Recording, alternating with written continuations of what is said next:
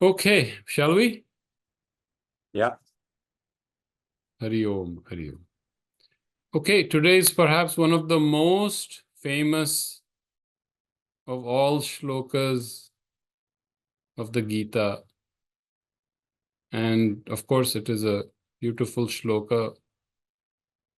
There are shlokas that are as important, and in the eventual understanding of the Gita, perhaps even more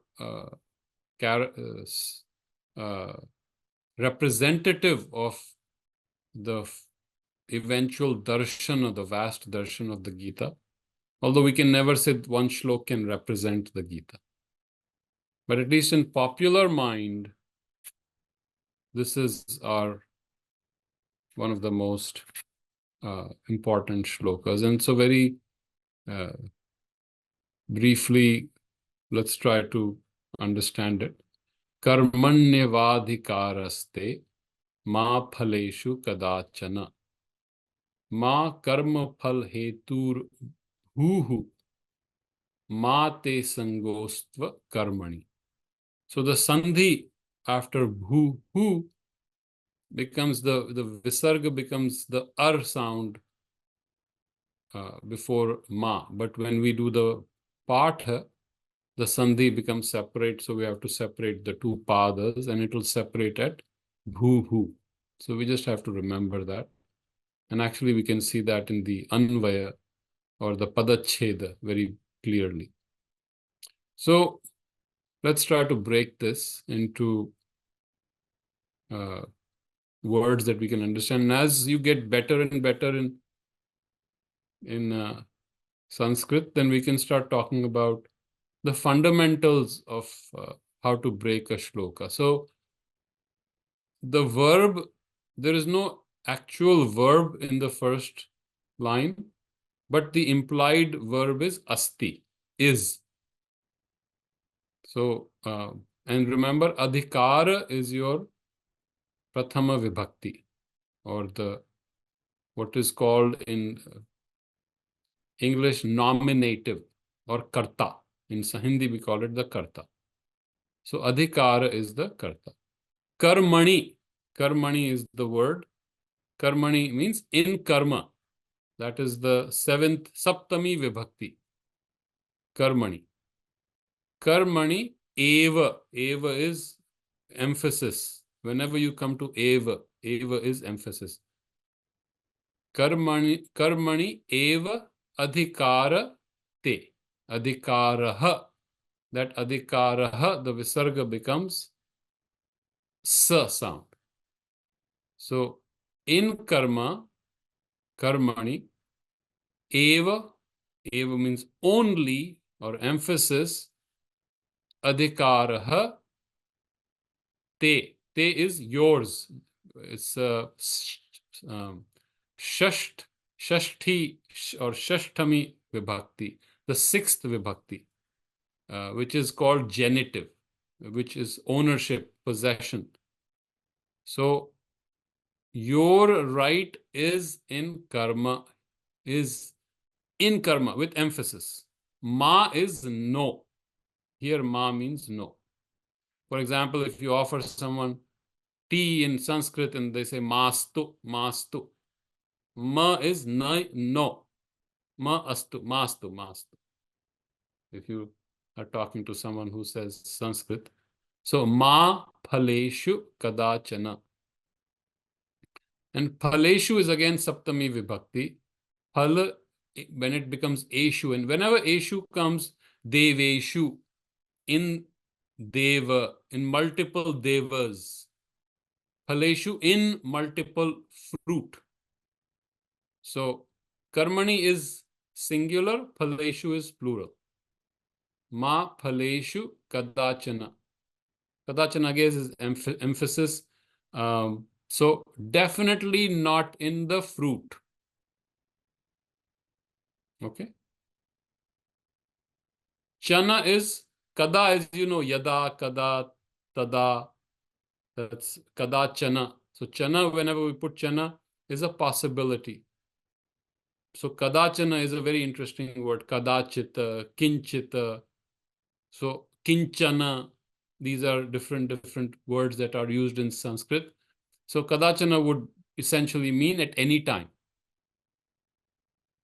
right? Yada is when, kada is whenever, Kada is more a question. And so kadachana is at any time. Ma phaleshu kadachana, at no time in fruit. So as you start breaking the Sanskrit into its sandhi is a little complex, but if you start enjoying it, then you see how beautiful sandhi contributes to the sound of Sanskrit. And the sound flows, the pravaha of the varnas, the akshara flowing one into the other. That is the genius of Sanskrit. Sanskrit has been called originally a sound language, which is true because originally it was an oral language. So now let's enjoy it without even doing the patha. Karmanyavadhikaraste ma phaleshu kadachana. Complete line and absolute. There's nothing to be changed. That completion is called, in our kavya understanding, is spota. Spota means when it came fully formed. And sport is a 3 levels. One is the sport of the akshara. So each akshara is complete. Each shabda is complete. And then each sentence is complete. Karmanyevadhikaraste ma phaleshu kadachana. Complete sentence. Now it comes to meet the other line, and that itself is another completion. So full purnata in the smallest and purnata in the one that holds it all together. This is nowadays considered as the concept of the hologram or fractals. Those who are computer guys, the recursive approach in computers, that binaries, if you bit byte, they keep multiplying different ways. So this is the concept. Ma karma phal hetur bhuhu. So again, ma is no. Karma phal is a samasa. So in the fruit of karma, hetu is cause. Bhuhu. So you have no right to look into the cause of the fruit. And we will come into hetu is a very beautiful word in Sanskrit. And it takes us to a very high level of understanding at some point. But here, let's accept it as motive. So you have no right. Not only do you have no right in the fruit, ma phaleshu kadachana, ma karma phal hetur hu. Remember, our visarga comes, so visarga is an echo. Visarga is also called visarjaniya. Visarga is creation. Sarga is creating. So visarga is continuance of the creation. So bhu hu. So when you do the part, it will be very important. So you do not have the right even to the motive of the action, to the cause of the action. Right now we are talking, you are listening. Listening, you have a right to the listening. You have the right to learn. But the motive that I'll learn and I'll become a teacher, or Parikshit's motive is to impress others, we don't have a right to it.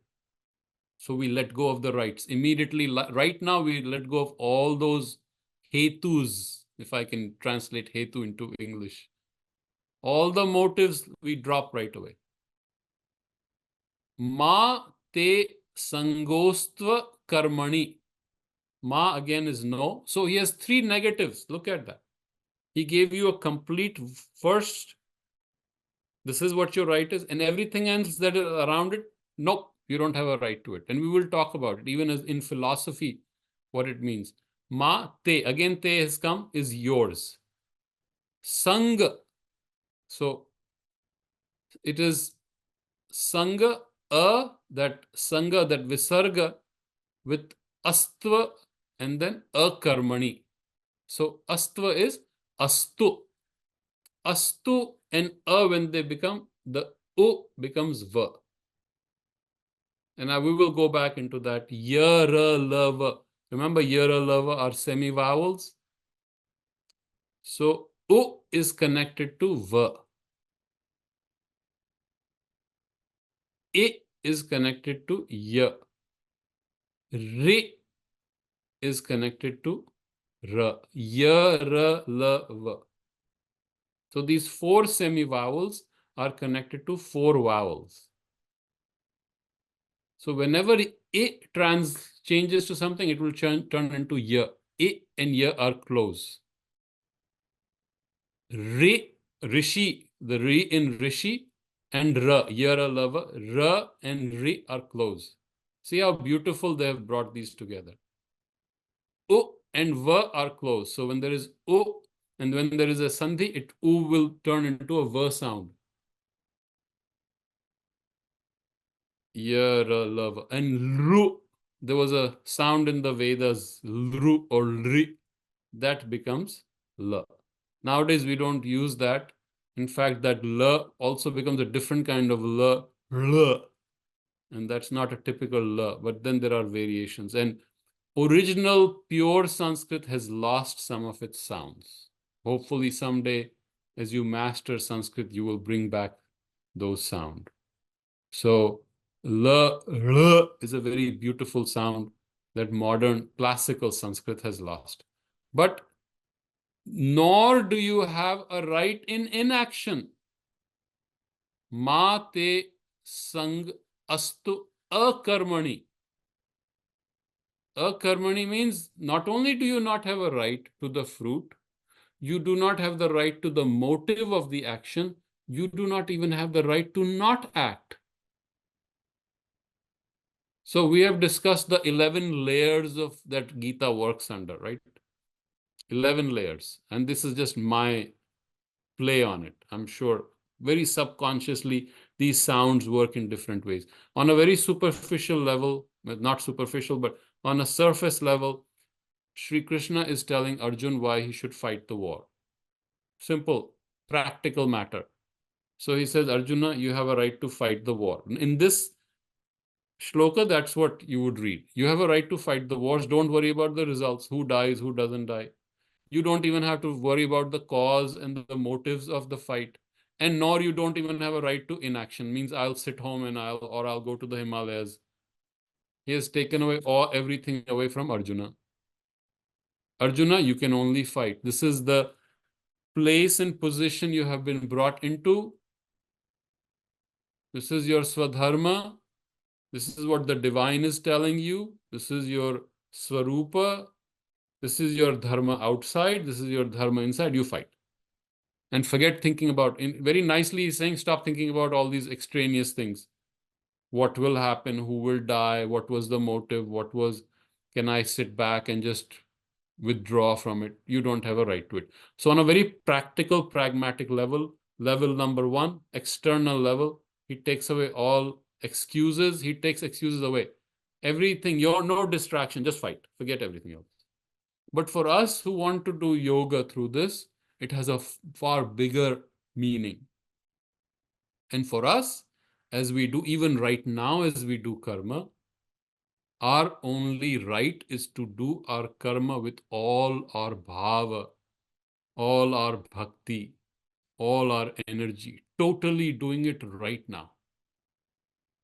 Forget what fruit will come out of this. We have no idea. Honestly, does any of us know what the fruit of our action will be? No one knows. It's, oh, I will do this work. I will do this contract and I will get this money. You have no idea. You have no clue. We want to live in a certainty, in a state of certainty. We cannot. Every moment, the world is shifting. Prakriti is moving. Prakriti is flux, constant change. The nature of Prakriti is change. Right? And those who like philosophy, there was a famous Greek philosopher, Heraclitus, who said the nature of the world is change. If there's any one word I can use for the world is change. So suppose right now I say, okay, let's do this. After learning all this, you will become great yogis. You have no idea whether you will become or not. You'll become great Sanskrit Pandits. You have no idea whether anyone will listen to you. Parikshit has no idea what I have no idea what impact it will have on you or for me or for the future generations. We have no clue. It may be consigned to the dustbins of history, or it may become something very important 200 years from now. Gauravji will be known as the famous student of Gita. We don't know. We have no idea. So, in fact, we don't even have the right to think about it. Nor do we have the right to think about why we should do it. Right? So, one thing that I think Tulsi Das ji was asked, why did you create the Ramacharitmanas? What was your motive? So I'm missing the word, the phrase, but it was for my own bliss, my own anand. Swanta sukhaya. That's it. Forget everything. I got sukh out of it, I'm done. Are we getting sukh out of this? If yes, that's it. Here, Sri Krishna is taking to us an even different level, but it comes to the same thing. Is it connecting with my true being? So that is my bliss. We don't have to worry about the motives. Nor does any of us have the right to say, I will sit back in action. And he will go into, anyway, he's already talked about it already, that you can't even perform in action. It is not even possible. But in the third chapter, first few shlokas, he'll spend a lot of time on it. You cannot, even if you want to be inactive, you cannot be. How are you going to be inactive? Your mind is always moving. Your body can be inactive. You're breathing. Your cells are moving. Your heart is beating. Everything is moving. Even if you want, things are changing. Quantum physics is telling us that this body, as Parikshit is talking to you, is already changing. In 7 years, they say this whole body will be completely changed. So right now, as we are talking, it's not even the same person talking to you who said something a minute ago. Within the next second, Parikshit has changed, and you, who you think you are the same person, has also changed. Everything is changing. So, no matter how brilliant we are, we cannot predict what will happen. Look at any great event. Those who were looking at the elections, Indian elections, everybody predicted 400 seats. What happened? Did anyone know at the election night suddenly? Nobody knew. And this was all pollsters. Everybody knew. And Sri Krishna's sentence came back to my head. So, we are very poor at predicting. And it, as Mark Twain said, it is very difficult to predict anything, especially about the future. So maybe I can predict the past. Even that will be difficult, but definitely not the future. So that was just an aside. So ignore my comedy. So this is a very powerful shloka. If you go to the adhyatma of it, it concentrates us to the here and now and the is. What are we doing right now? Let's put everything, sab jhonk do, everything goes into this fire of this action going on. Complete, total action. Nothing else matters. It does not pertain to us. It does not concern us. And Sri Krishna, as the avatar of Vishnu, as Paramatma himself, is saying, forget all this. You just do your job. That is your right. Adhikara. Adhikara is more than right, but that is your right. You don't have a right to anything else. If we can just remember this one thing, our goose is cooked. We're done. So let's now do the Padacheda. I hope I didn't make too many mistakes, but let's go down. It's Swamiji who got me into Sanskritam. I had no desire to do that, but now that he pushed me into it, if I make a mistake, feel free to correct me. I have no panditya in Sanskrit. Karmani eva adhikarah. Those who love Sanskrit see how these words came together. Karmanyevadhikaraste. vadhikaraha. All these karmani plus a become karmanye. Va plus a became va. Karmanye va dhikaraha. So raha became with the become sa. Karmanye vadhikaraste. Now see how beautifully the Sandhi has brought these together. If I said to you, Pankajji, karmani eva adhikarah te. That's one way of saying it. I say karmanyavadhikaraste, which has more music to it. It's flowing. The sound is, and that's what Sandhi does. It makes the sound flow. The pravaha comes to the Sanskrit sound. Madhurya pravaha. Sweetness, spashtata, clarity, and pravaha. The flow has to be there.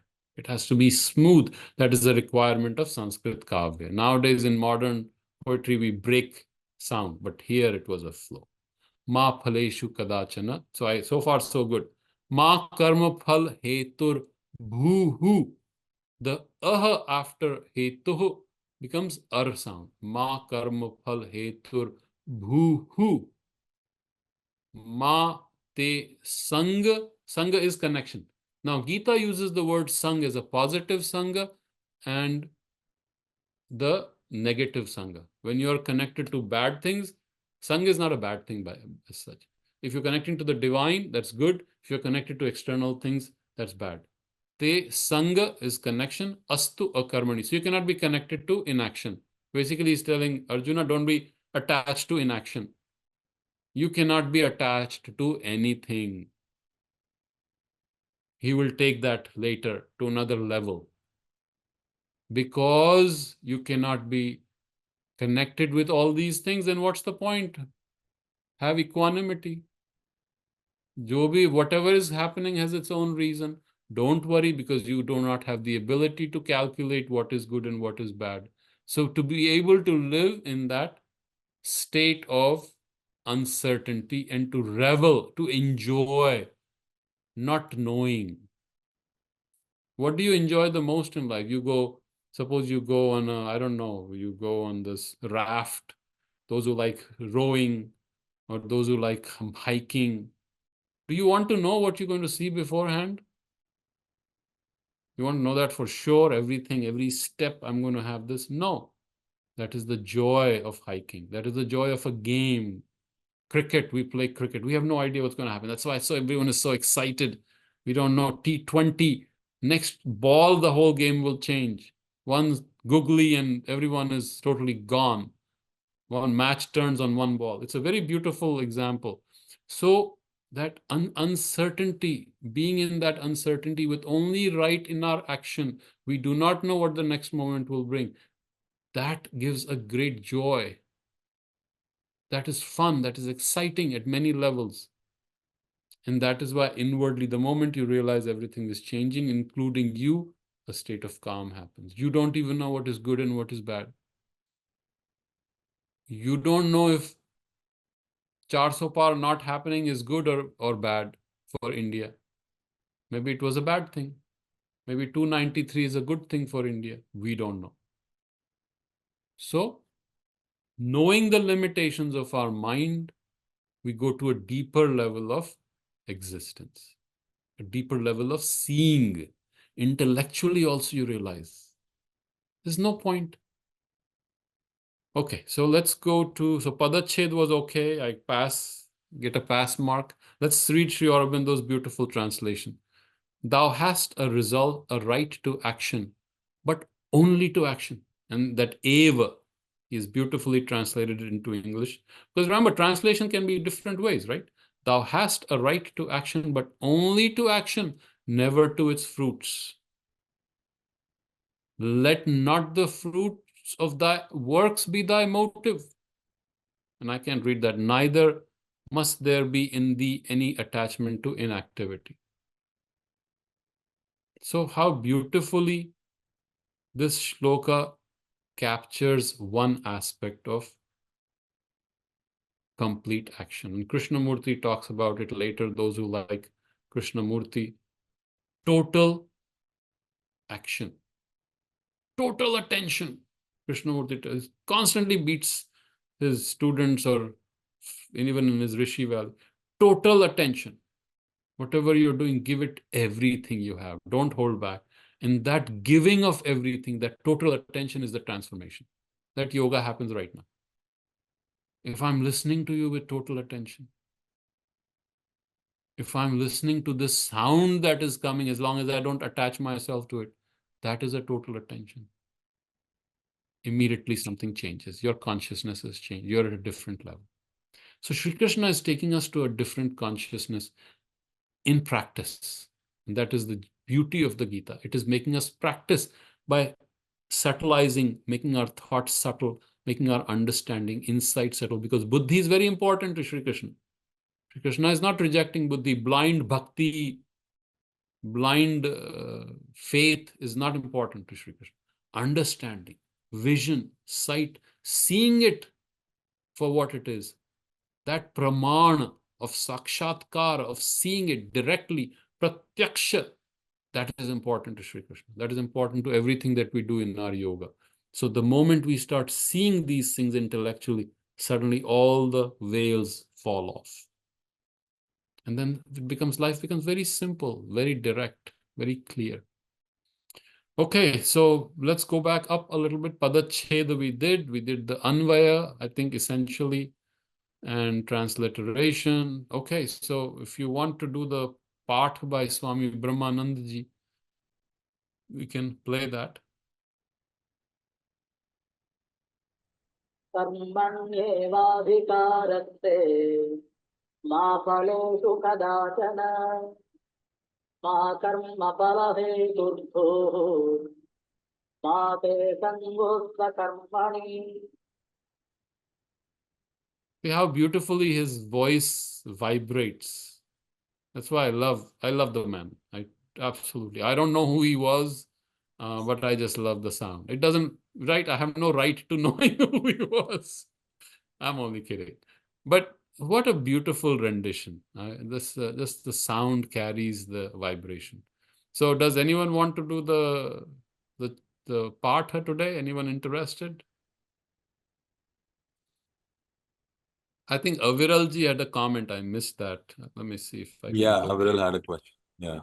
Any reason having no adhikara in Sangha of akarma is what Sri Krishna emphasizes, not just no adhikara in akarma. Even association of akarma and the act of akarma. See, it's all about attachment, right? That's a very beautiful thing you picked up. It's all about getting attached to things. And Sri Krishna will come to that again and again and again. We get attached to things as if they're the most important things in the world. And really, what is important? All this is gone. I get attached to my face, my good looks, of course, and I have good reason to do that. But jokes aside, this is changing. My patients make fun of me. You're old. My children make fun of me, right? They even put my tag now label as old Singh. So that is the thing, they're too smart. So what can I attach myself to? What is this attachment that we get onto? And that is the secret of problems. And Sri Krishna beautifully describes that in the 3rd chapter when Arjun asks him, we know what is right and what is wrong, yet why can't we follow it? I think it's Shloka 46 or something, I forget. 3rd chapter, where Arjuna asks him, why are we forced to doing things we don't want to? And Sri Krishna says, Kama esha, krodha esha. So it is kama. We get attached, the desire comes in. And then we says that association, sangha, becomes very important. Then I cannot live without it. It will be a huge loss to the world if Parikshit's good looks are not broadcast to everyone. Really, it's a joke, right? Think about it for a moment. Which one are you doing? Evam buddhe param buddha. Try 41. Kama esha, krodha esha, indriyani. No, sorry. Keep going back. Keep going back. Dr. Saab, on that comment, Can I ask a Yes, few? yes. Yes, sir. So, even when acting, let's say in action, when I'm in action, uh, if that is happening on autopilot, right? Isn't that also not sang of a sangat of inaction? Because uh, it's like for me, any sangat or any association with inaction is when it's a bit unconscious. It's there, it's autopilot. So if I'm So, constantly acting, let's say, I mean, on certain things, right? Is that karma or is that akarma? aha. Okay, sorry, it was 3.37.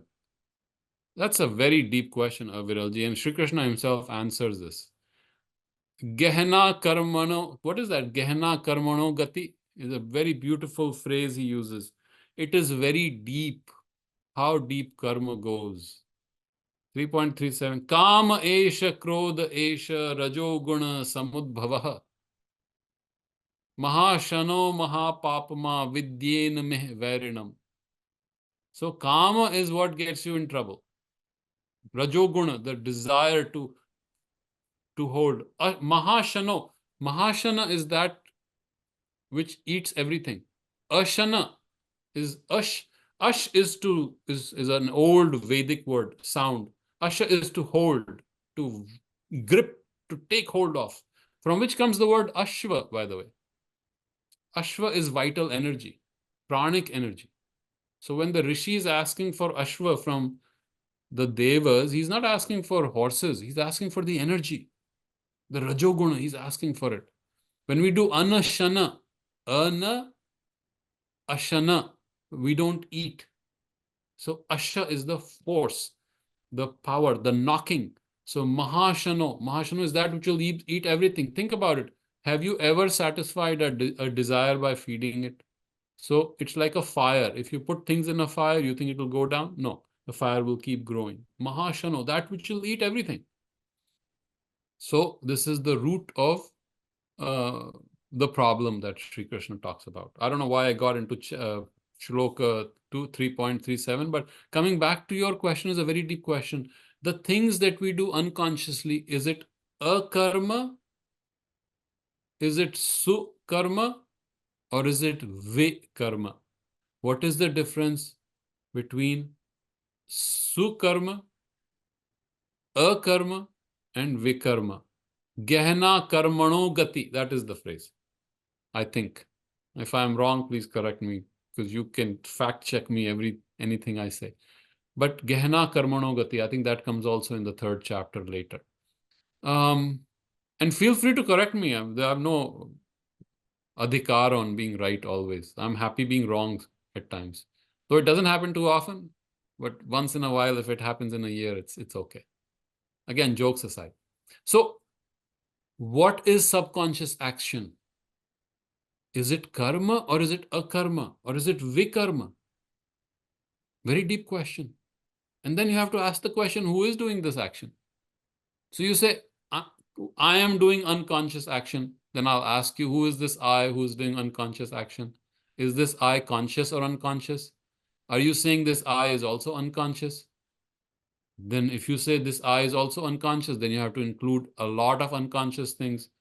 Then you'll have to include the whole universe, because that whole universe comes into the unconscious, around you, behind you, above you, below you. Where do you stop and where does the world begin? Very deep questions. And Sri Krishna gives us the sutra. And the sutra that we found was Bodha, the Buddhi, and Buddhi moving into Atman, pure awareness. And he creates that state where pure awareness, the Purusha does no action and Prakriti is doing total action. Now, which are you? Are you the Purusha or are you the Prakriti?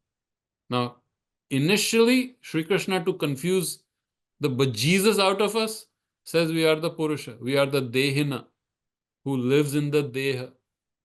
Right? Dehinosmin yatha dehe kaumaram yauvanam jara. We did that earlier. So, the Dehina lives in the Deha through youth, through childhood, through youth, through old age. So we are the Purusha. Okay, accepted, Sri Krishna. He talks about the Kshetra and the Kshetragya. This is all a field. What you call yourself is what? This is all a field of action. If I say this is my thing, what is mine in it? What does this me in it? At a deep level, it is all impersonal. There's just an idea that there is such a person called Parikshit who owns this body, who is this body, who is this name. The name also is not Parikshit's. Even the name doesn't belong to Parikshit. So what can Parikshit hold on to? So then this is just a field of action happening. And if you talk about quantum physics, this is all matter and electrons, and even matter disappears on you. Electrons disappear on you. Quantum fields, this is all a field. But there is a kshetragya, that who knows the kshetra. That is the Purusha. Right? So far, so good. Yeah. So who's doing this unconscious action? Prakriti is doing it. You identify with the Prakriti. So you said, I'm doing the Prakriti, I'm doing the action. But at a very delicate level, you'll see that you're doing nothing. In fact, you never did anything. Prakriti is doing everything. Now, Shri Krishna is saying that your only right is in karma. That is the sutra through which he will take him to the highest realization. But he's very clearly saying that you are the Dehina, you are the Purusha. So every shloka has its own relevance and its place. And you'll have to put them all together to have a comprehensive understanding. And eventually he'll go beyond even the kshetra and the kshetragya. He is both. Shri Krishna is the kshetra and the kshetragya. Shri Krishna is the prakriti and the purusha. Shri Krishna is the observer and the observed. So if you really ask who I am, Aviralji, then you are the observer and the observed. The moment it hits you, you are the subject and the object. You are the experiencer and the experienced. Something changes. Intellectually, you can no longer identify yourself with a viral sitting here asking a question. Intellectually, even that concept starts going away. Until finally, even the concept of this I doing things, initiating things starts going away. Takes practice, but consistently as we hammer it, and Sri Krishna hammers it constantly, breaks it, constantly takes it away. So you don't have a right to work because this is all Prakriti doing. You don't have a right to work because you're the Purusha, right?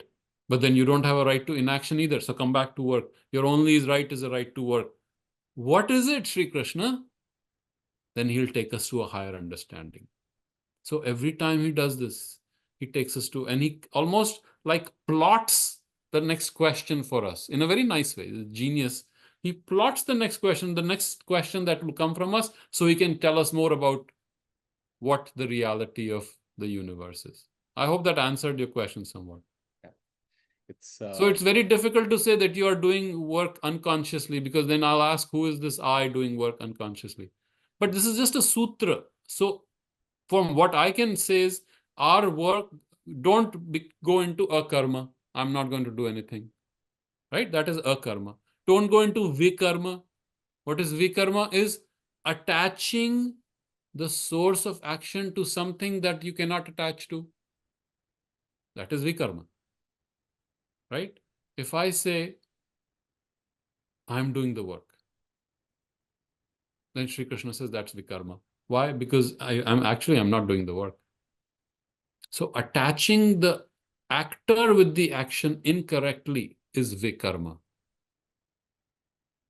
That one way to understand it. And then karma. So Sri Krishna is taking him to a level of karma that is a very different level of karma.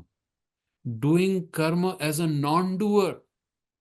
And he'll come to that. Imagine this. You are not a doer and still you are doing karma. And there's another very beautiful shlok on it. And if I can remember, please help me. It's a beautiful, beautiful phrase. Doing karma actionlessly. Sri Aurobindo uses the word. Actionlessly, you're doing action. Because you're not doing the action. So how are you doing action? It's a paradox until Sri Krishna resolves it.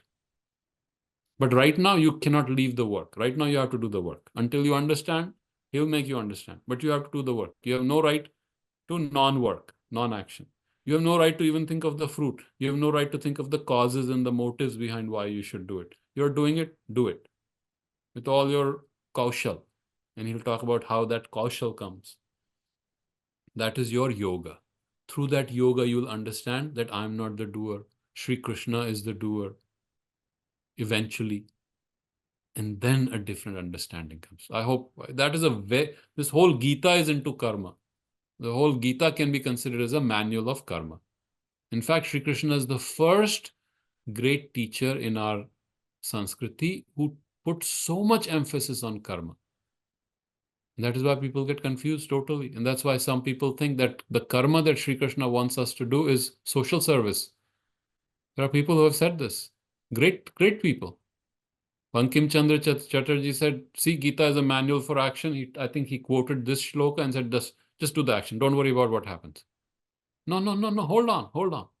That is not what Sri Krishna is saying. Just keep doing what you're doing. Don't worry about if people die, people fall through the cracks. Don't worry about it. As a doctor, I don't care. I just write my prescription, I run away. No, that is not what Sri Krishna is saying. Sri Krishna is saying, your right is to do karma. And what kind of karma? Karma with kaushal. Yoga karmasu kaushalam. So that kind of karma in yoga, I have to do. Very clear injunction. This is what you're going to do. Arjun also is hearing. Your work will be in kaushal. What is kaushal? When you are one with my consciousness. That is the kaushal. Only in that kaushal should you be doing work. Then it becomes yoga. So, karmana gehena karmano gati. I think that is the phrase that you can check online. Gehena karmano gati. I think that is the right sound. Okay, so who wants to do the patha? Sorry, I got carried away on the karma line. But at least karma, vikarma, and akarma. Those are very important terms. Just stretching it a bit, but I can't stop myself on that. I don't know if that is akarma or karma, but like two examples that Yes. immediately come to my mind is a plant growing is, so that's completely prakriti or is a Yes. growth of a plant, right? Well, completely, whenever you say completely, then never say never, right? Yeah. So Prakriti, Purusha is inherent in Prakriti. There is no time that Prakriti is acting without Purusha's Anumati. Yeah. So when you say Planta is working, all Prakriti, just be aware it is Prakriti. You can say Planta is Prakriti. Nails grow in a few days. I understand the nails have grown. So Yes. That's happening on a particular pattern clearly.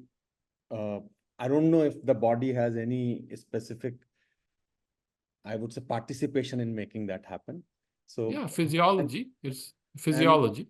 when Sri Ram was waiting for Samudra to go down, that not going down, that also is constantly coming to my mind when you were saying this, right? So that also is more Prakriti than its own willingness or its own, I would say, karma, right? Of Samudra, that it was not going down, and then he berates the Samudra on the third day.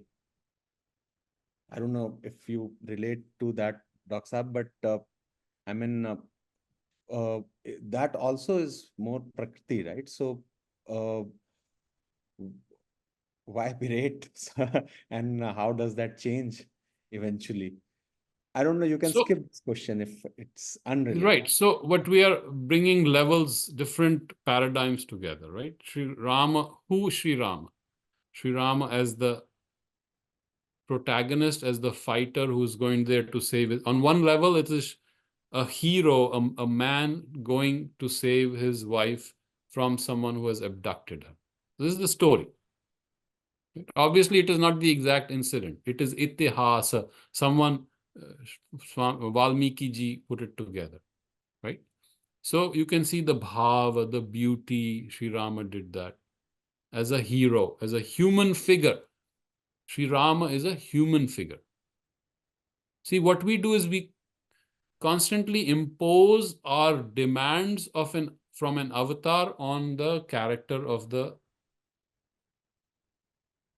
person in the epic. Sri Rama is human. We think he has to always behave as the divine, but he did not come here to behave as the divine. He came here to behave as a human being like you and I. So if, God forbid, some of your dear one is taken away by someone, and you're in that mood, and Sri Rama cries, he's emotional, he's asking the plants, have you seen my wife? Now, this is a human being, but a human being who is a representative of humanity.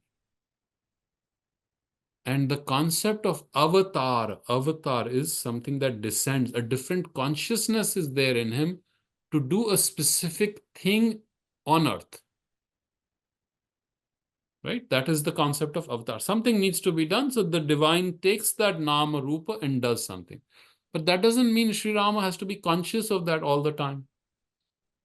We don't even know if that happened or not, right? So I don't want to hurt anyone's feelings, but we don't know. We're talking in an adhyatmic way.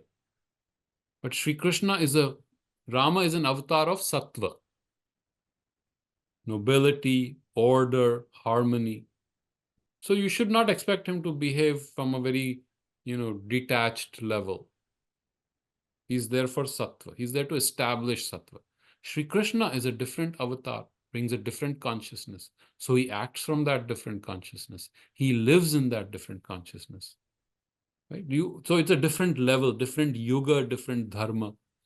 Right? So coming back to our karma, you have to be very careful. Look at it subtly. What I am really doing. Is there anything I am really doing? And you will find at the end of it, there's nothing you are really doing. If you see yourself as Prakriti, you are not doing anything. If you see yourself as Purusha, you are not doing anything.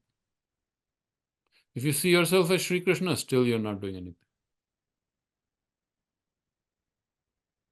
So very subtly, Sri Krishna will walk us through that, but he's constantly, but what is your right? Right is do the karma with all your kaushal. That is your right. Not identifying that I'm doing it. This is a very subtle point which you have picked up. When you say I'm doing it, that's an error. When you say this action is being done with this name and form as a nimit, then it's a better understanding. Okay? Nimit matra bhava savyasachin, right? He says that beautifully.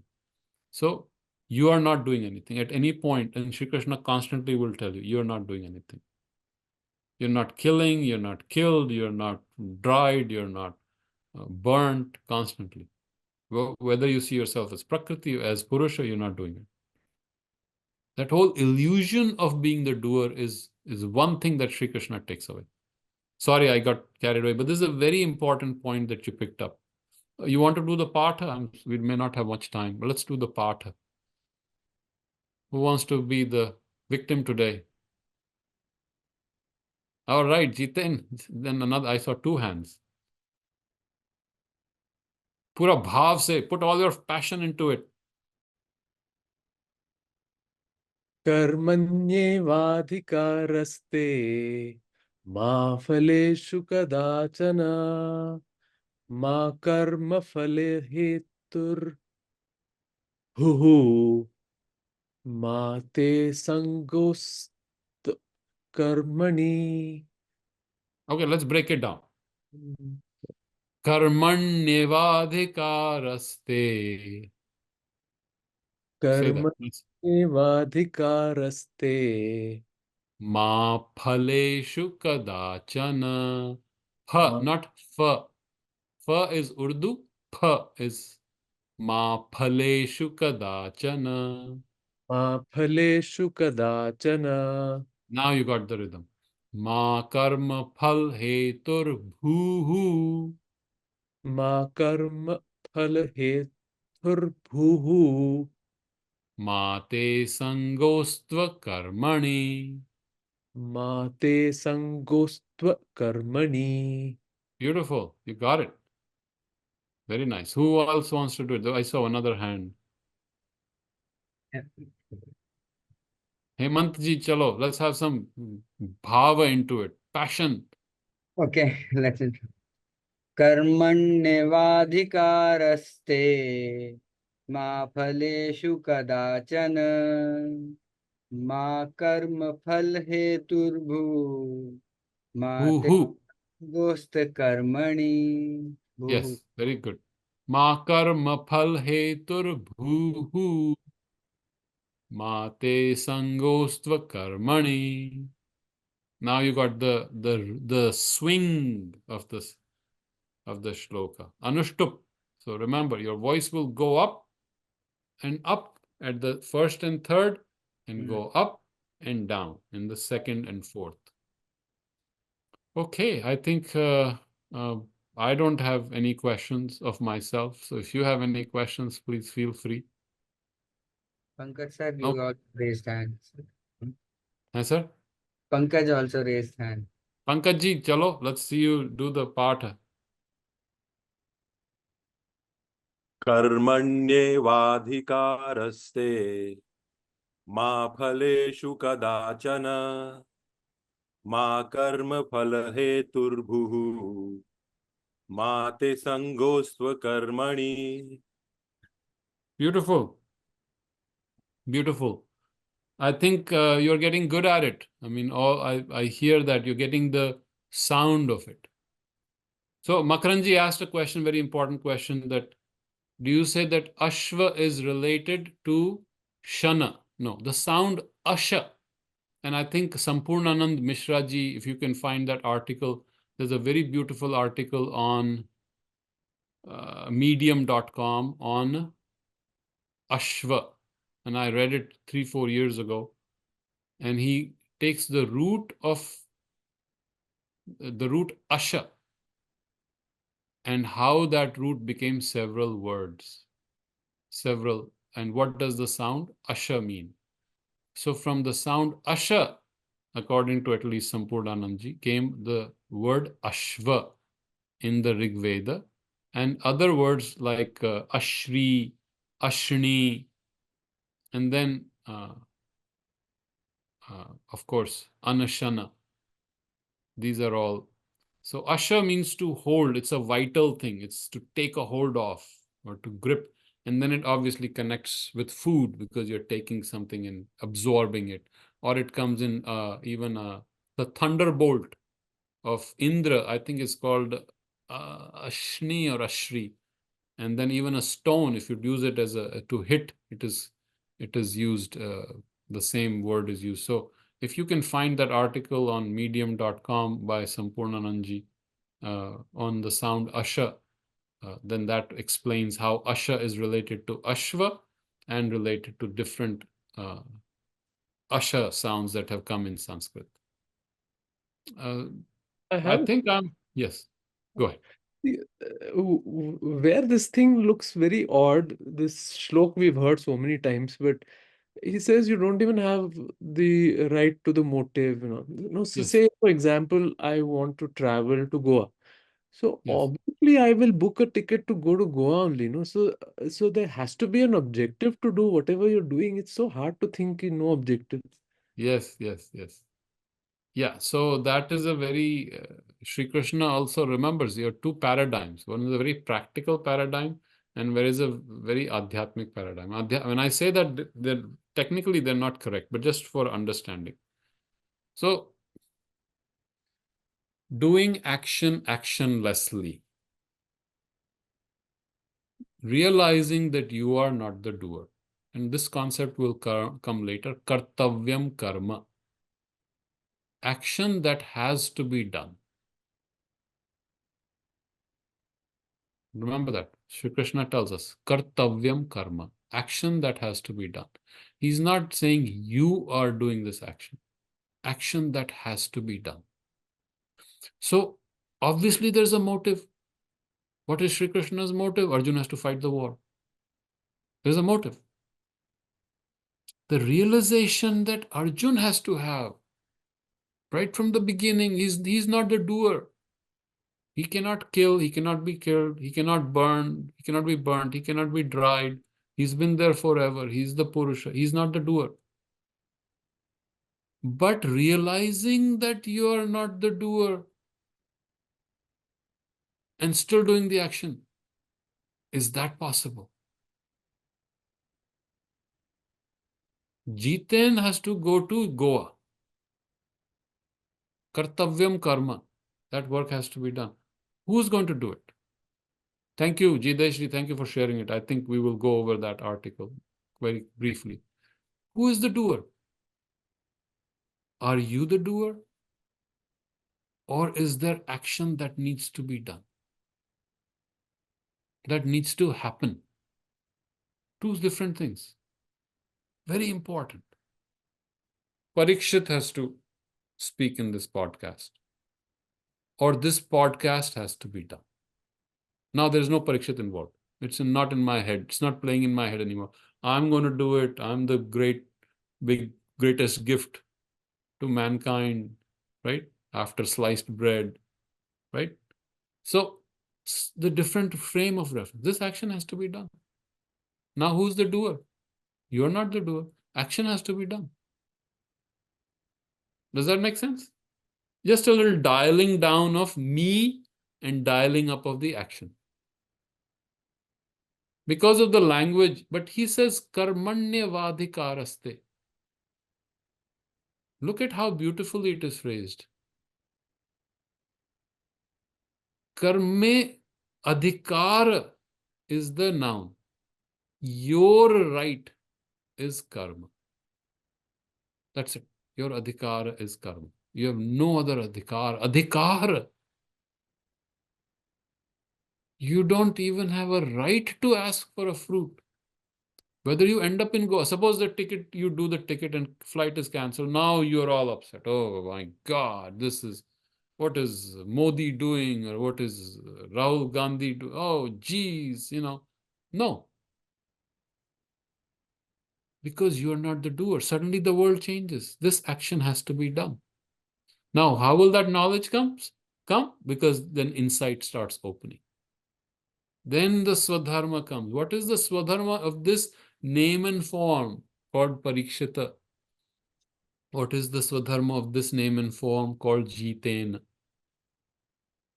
Then suddenly a different flow happens.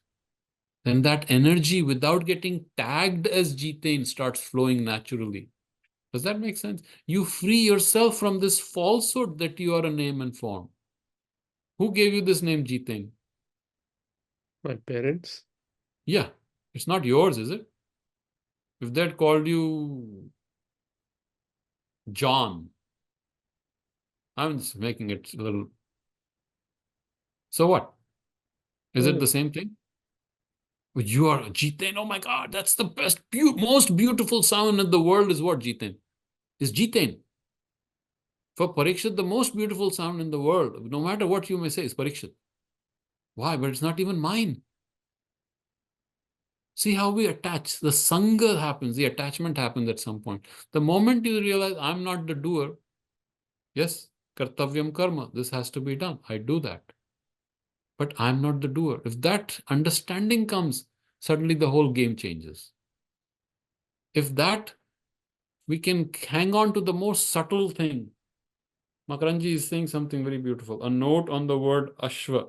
Yes, someone else brought it here, Asha, and we can very quickly take it. Does that make sense? Because this is a very important point. Not being the doer, do the action. Or even better, action that needs to be done without you being the doer. Suppose you have to take care of your wife, your child. That has to be done. That is the dharma. As a husband, as a male in the society, that has to be done. Then now you have to understand the Gita. That is your dharma. That is your utkantha. That is your utsaha, naturally coming. That action needs to be done. What is the fruit of it? You don't know. Don't do it for, Sri Krishna tells you, don't do it for svarga, don't do it for mukti. Just do it because it's beautiful. Because it's anandmay. Because it's your swabhava. Sri Krishna says it's your swadharma, so do it. He takes a very different line. So dharma, so do it. Don't attach yourself to it. Even that you're not attached to. You're not attached to the results. You're not attached to the motives. And definitely you're not attached to, I'm not going to go to Goa. No, I'm annoyed the flight got cancelled. Kartavyam karma. The karma has to be done. So loka sangraha has to be done. Shri Krishna says that. Very important thing. Everyone has to be brought together. Hi, little girl. So everyone has to come together. Loka sangraha, in a higher cause, in something that will make us reach a higher consciousness. But that needs to be done. Kartavyam karma. But if that comes out of this nama rupa called Jitain and this nama rupa called Parikshita, with a bhav that I am not the doer and your bhav is I am not the doer, then see how what the quality of work will be. Suddenly it changes. If Arjuna fights the war as Arjuna, me fighting, and I'll win it and I'll get all this money and this riches, one way. And the second way is this fight has to be done because it's Sri Krishna's will. I'm just his nimitta. I'm just a nimitta. In fact, there is no such thing as an I eventually. This war has to be fought. See how the quality of the consciousness changes.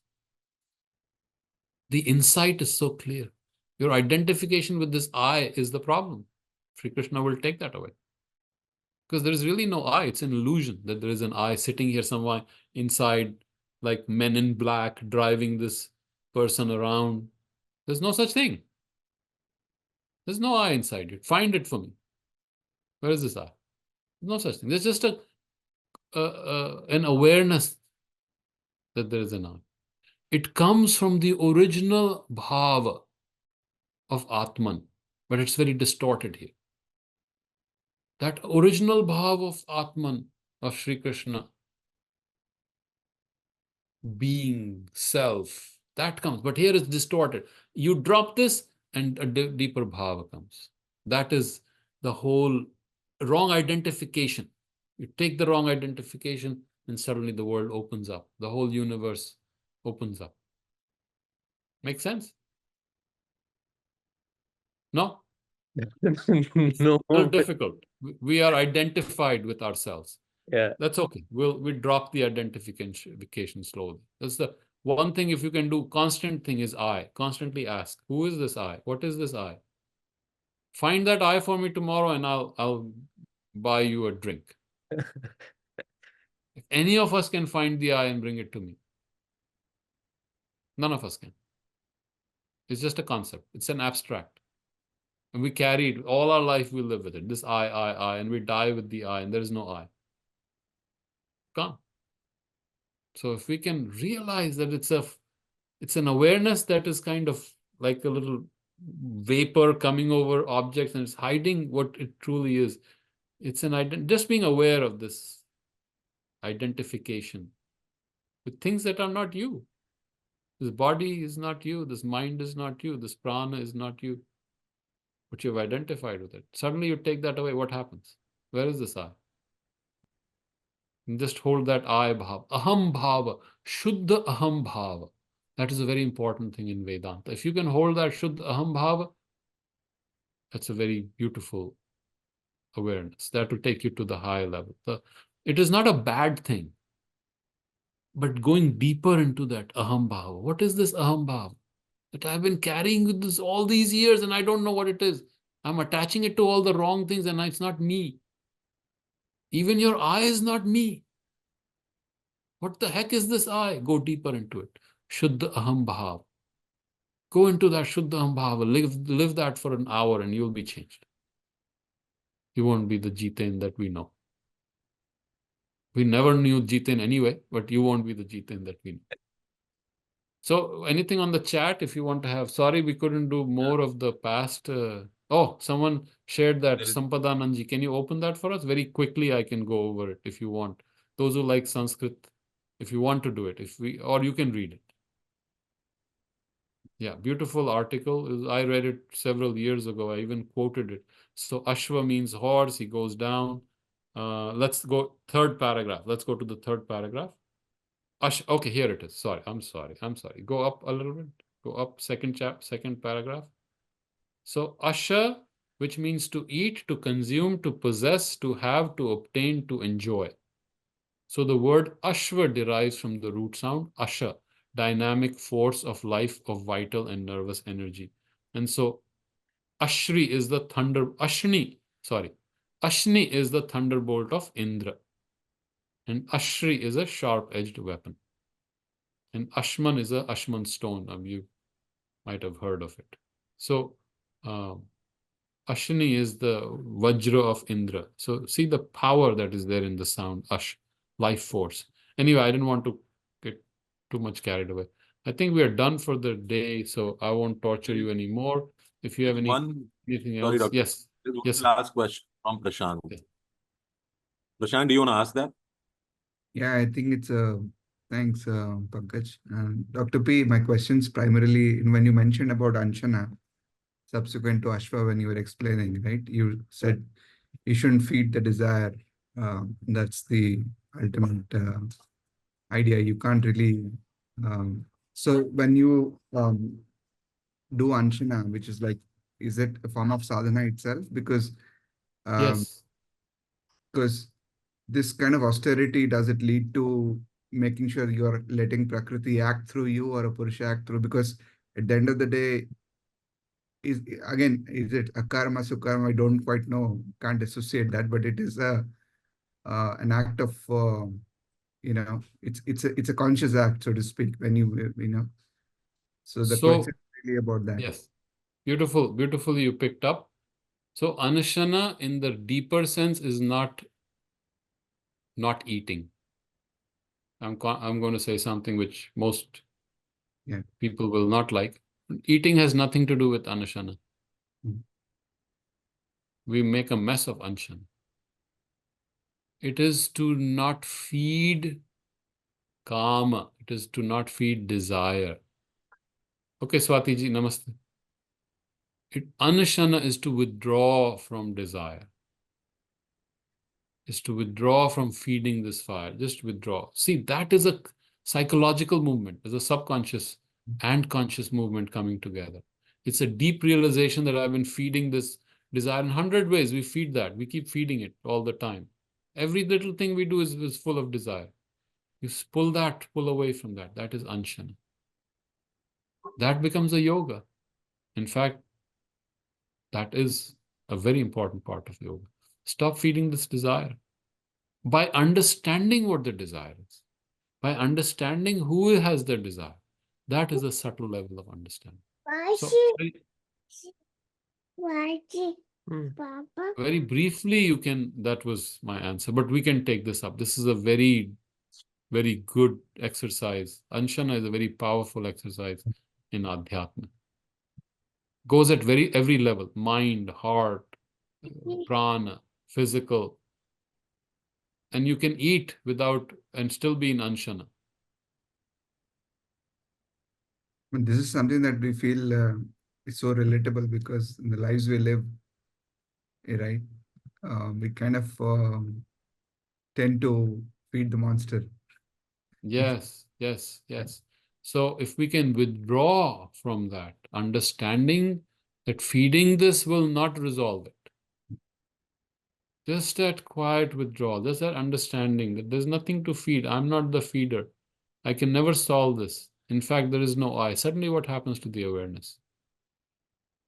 So if that understanding can come even for a second, then suddenly At you are a in Anshana. physical level, for those who have done intermittent fasting and they talk about, time restricted feeding, right? There's this mental clarity people talk about that comes when people are, so I think it's a lot to do, that manifestation is also, applicable, at an intellectual as well as spiritual level. I mean, we don't want to call that, but I feel Anshana is just not about food. It's like you mentioned, it's more about desires. So that clarity and focus, I think I think we tend to go deeper. It's something that is and I personally think it's very, very powerful. Yes, absolutely. And Changes the it can prakriti. be very powerful. Yes. If you do that Anshana, withdrawal from food, but withdrawal from thought, withdrawal from desire, then it becomes very powerful. All right, I think we have used up all of the time given to us productively. Pratyahara, yes, Pratyahara is another, that is correct. That is a yogic movement. Aviralji is saying Anshana is a very deep movement. Imagine not feeding any desire. What a deep state it is. It's a beautiful state. So, all right, I think we're done. Makaranji, did you have any comments? We like your end closing comments. No, I guess he might have dropped off. No, I'm here. I was just going to say that in a way, going back to what you were talking about today, the greatest anshana is to withdraw from false identification. Yes. If you do that, then all the attachments, the feeding of desires, all of that ceases automatically. Yes. If you withdraw from false identification. Yeah. Well said. All right, Pranam, thank you. Thank you for the closure. All right, Pranam.